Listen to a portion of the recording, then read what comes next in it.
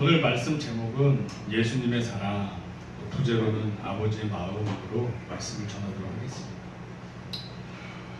주제 성구는 누가복음 15장 7절 말씀인데요. 제가 읽어드리겠습니다. 내가 너희에게 이르노니 이와 같이 죄인 한 사람이 회개하면 하늘에서는 회개할 것 없는 의인 99으로 말미암아 기뻐하는 것보다 더 하리라. 죄인 한 사람이 회개를 하면 의인 99명보다 더 기뻐하신다고 합니다. 이것이 바로 예수님, 아버지 하나님의 마음이다. 이제 이런 생각을 한번 해봤어요. 예수님께서 이 땅에 오셨을 때 과연 어떤 마음이 드셨을까, 그런 생각을 좀 제가 묵상을 했었는데요. 아마도 우리 이제 선교사분이 처음에 이제 선교지에 갔을 때 좀 그런 느낌을 받으셨지 않나 싶어요. 왜냐하면 이스라엘 민족들이 많이 타락을 한 상태에서 예수님이 복음을 전하고 구원을 주시기 위해서 자기의 백성을 죄에서 구원하시기 위해서 이 땅에 오셨기 때문에 구원받지 못하는 자기 백성들을 보면서 많이 여러 가지 감정이 들으셨을 것 같은데, 우리나라에 왔었던 원더우드 선교사의 기도문을 보면 예수님의 마음이 좀 이와 같지 않으셨을까 싶어요. 제가 읽어드리면, 주여 지금은 아무것도 보이지 않습니다.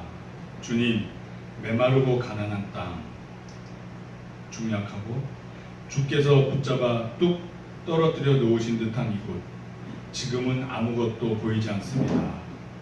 보이는 것은 고집스럽게 얼룩진 어둠뿐입니다. 어둠과 가난과 인습에 묶여있는 조선 사람들 뿐입니다. 그들은 왜 묶여있는지도 고통이라는 것도 모르고 있습니다. 고통을 고통인 줄 모르는 자에게 고통을 벗겨주겠다고 하면 의심부터 하고 화부터 냅니다. 이렇게 진리를 모르는 백성들한테 진리로 접근할 때 저항이 있죠. 예수님이 이스라엘에 오셨을 때도 똑같은 저항이 있었어요. 그래서 예수님께서는 애통해하셨어요. 애통해하셨는데 하나님의 아버지의 마음으로 자기 백성들을 볼 때 얼마나 애통하셨겠어요. 다 구원받지 못하는 백성들이 대부분이었기 때문에. 요한복음 5장 19절 말씀을 보면, 아들이 아버지께서 하시는 일을 보지 않고는 아무것도 스스로 할 수 없나니 아버지께서 행하시는 그것을 아들도 그와 같이 행하느니라. 그러니까 예수님은 아버지가 보고 듣고 생각하는 것을 똑같이 보고 듣고 생각하고 아버지께서 하시는 것을 그대로 이행하는 분이셨어요. 그러니까 예수님이 생각하는 그 애통함은 하나님 아버지의 그 애통함이셨다는 거죠.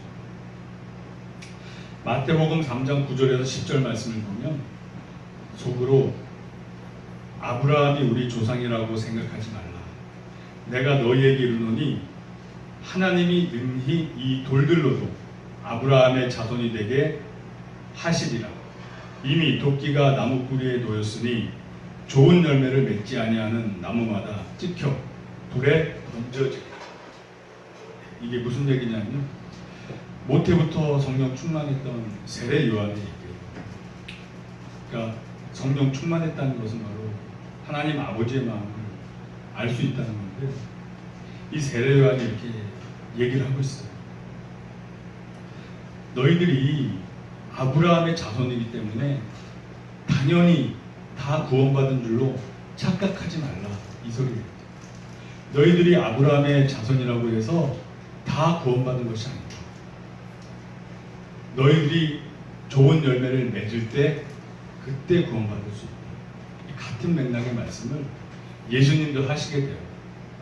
그 나무는 그 열매를 모아 분별한다고, 좋은 나무는 좋은 열매를 맺는다고 예수님께서도 같은 맥락으로 말씀을 하셔요. 그러니까 당시에 이스라엘 백성들은 열매 맺지 못하고 구원받지 못하는 백성들이 아주 많았던 거예요. 그러니까 이런 광경을 보실 때 예수님께서 자기 백성들이, 자기 자녀들이 죽어나가는 것을 볼 때 얼마나 애통하셨겠어요. 그리고 두 번째로는 예수님께서는 분노하셨어요. 애통하신과 함께 분노하셨어요. 왜냐하면 바리새인들한테 막 책망하시면서 분노하셨어요. 마태복음 23장 15절 말씀을 보면 화 있을진저 외식하는 서기관들과 바리새인들이여 너희는 교인 한 사람을 얻기 위하여 바다와 육지를 두루 다니다가 생기면 너희보다 배나 더 지옥 자식이 되게 하는도다. 그러니까 예수님께서 바리새인을 책망하셔요. 너희들이 그렇게 백성을 얻어서 왜 지옥 자식을 만드느냐, 이렇게 예수님께서 책망을 하셔요. 그거는 진리를 올바로 가르치지 못한다는 거죠. 당시의 영적 리더, 영적 지도자들이 올바로 믿음으로 진리를 전하지 못하니까 그 백성들이 다 지옥의 자식이 된다는 말씀이셨어요. 그리고 야고보서 3장 1절 말씀을 보면 내 형제들아 너희는 선생된 우리가 더 큰 심판을 받을 줄 알고 선생이 많이 되지 말라, 이런 말씀을 하세요. 그러니까 선생은 부르심이 있는 자들이 해야 돼요. 함부로 부르심 없이 했다가 더 큰 책망을 받을 수 있어요. 그러니까 예수님께서 백성들을 막 책망하고 그러시지는 않으셨어요. 바리새인들, 리더급, 교사들, 가르치는 자들, 이런 사람들을 책망을 하셨어요. 왜? 이 사람들이 가르치는 것에 따라서 백성들의 영혼이 좌지우지되기 때문에 더 중요시 여기신다는 말씀이에요.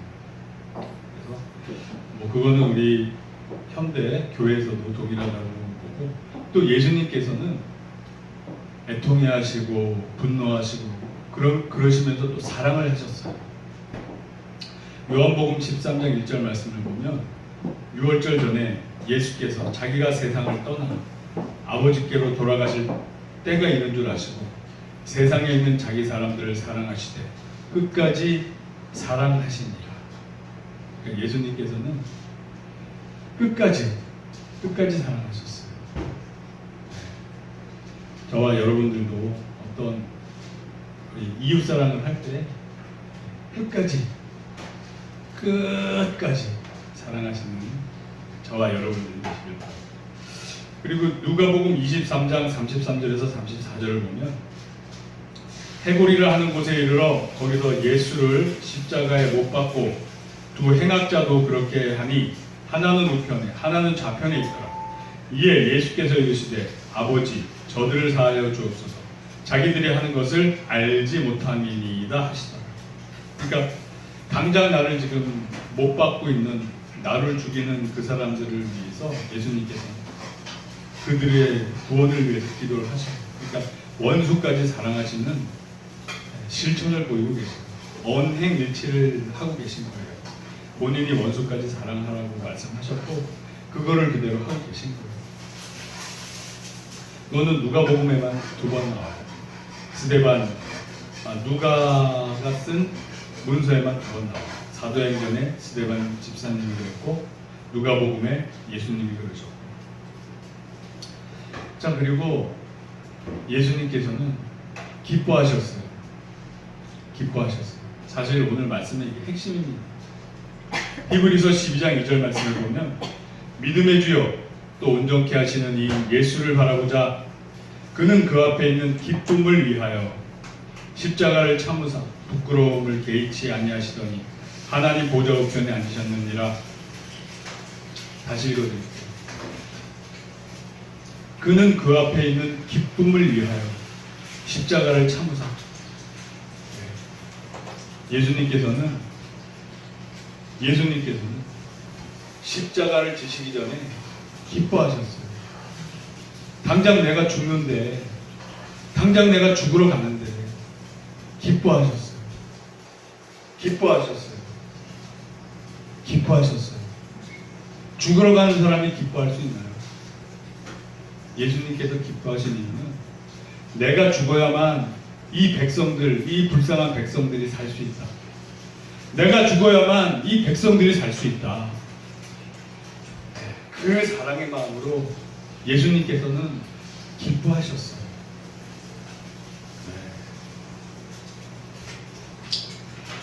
그러니까 예수님이 이 땅에 오신 목적을 성취하게 되기 때문에 기뻐하시는 거예요.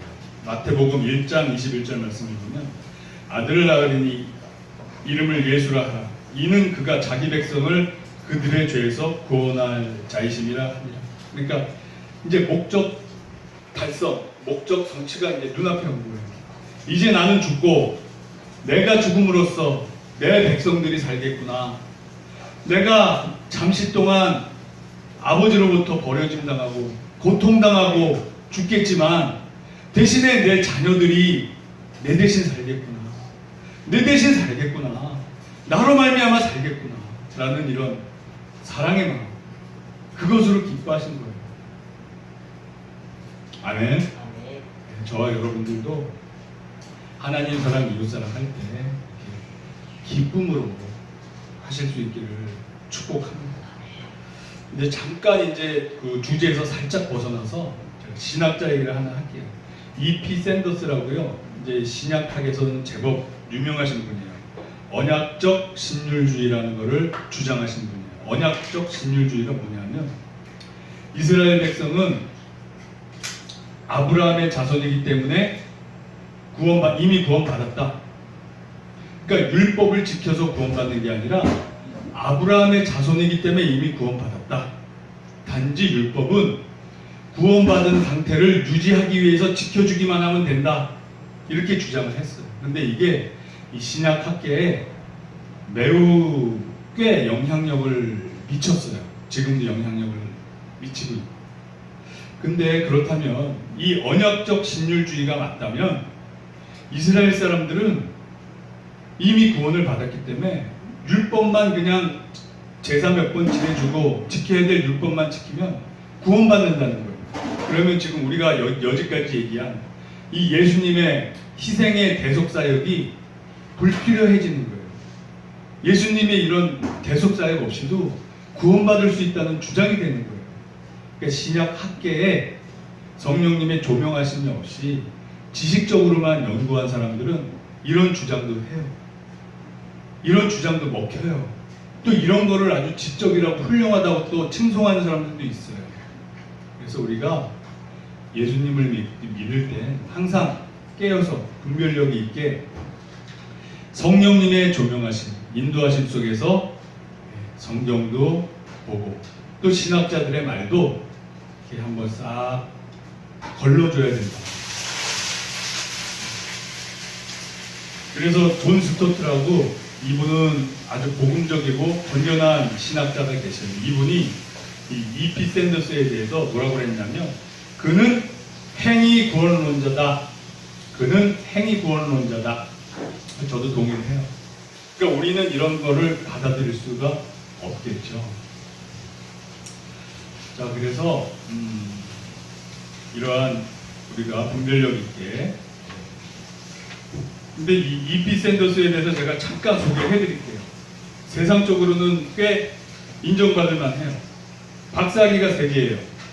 유니온 신학교 신학박사, 옥스퍼드 문학박사, 헬싱키 대학 신학박사. 그러니까 세상적으로는 그럴싸해요. 누구도 함부로 논쟁을 벌이기 껄끄러운 학문적인 경지에 오른 사람이에요. 그리고 듀크 대학 종교학 교수를 했고 옥스퍼드 대학 성경 주석학 교수를 역임했어요. 옥스퍼드 대학 같은 세계 유수의 대학에서 성경 주석학, 성경 해석하는 걸 가르치신 분이에요. 그럼에도 불구하고 율법으로 구원받을 수 있다는 이런 엉뚱한 소리의 주장을 하고 있는 겁니다. 그러니까 얼마나 이게 위험한 거예요. 그래서 우리가 깨어서 분별력 있게 분별을 해야 된다.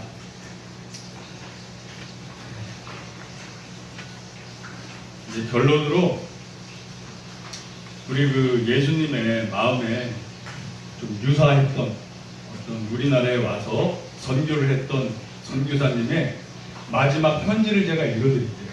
예수님의 사랑, 우리 아버지의 마음이 잘 녹아져 있어요.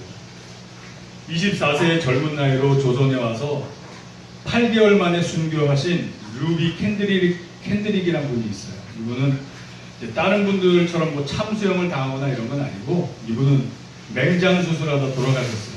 뭐 미국 본토에 있었으면 그렇게까지 되지 않겠지만, 조선시대 당시에 의술이 별로 신통치 않았잖아요.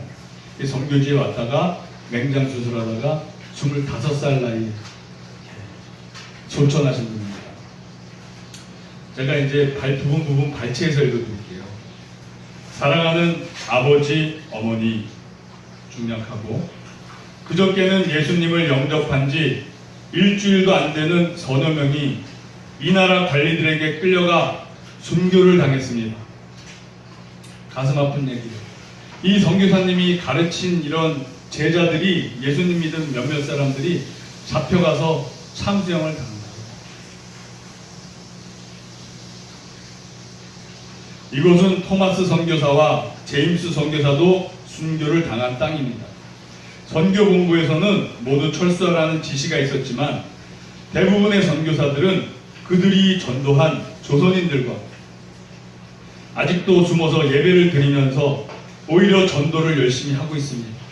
아마 그들은 모두가 순교를 할 작정인가 봅니다. 사도행전의 역사가 일어나고 있습니다. 죽음을 두려워하지 않는, 오늘 밤은 유난히도 고향으로 돌아가고 싶습니다. 중략하고 아버지, 어머니, 어쩌면 이 편지가 마지막일 수도 있습니다. 제가 이곳에 오기 전 뒤뜰에 심었던 한 알의 씨앗으로 이제 내년이면 온 동네가 꽃으로 가득하겠지요.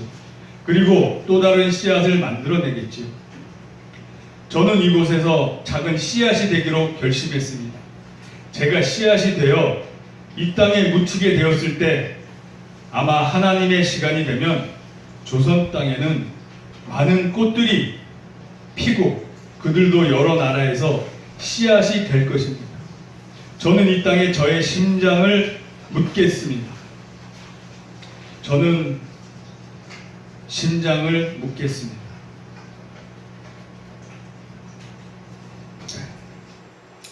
바로 이것은 조선을 향하는 저의 열정이 아니라 조선을 향한 하나님의 사랑이란 것을 알게 되었습니다.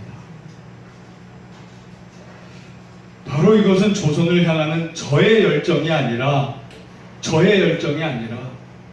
조선을 향한 하나님의 사랑이라는 것을 알게 되었습니다.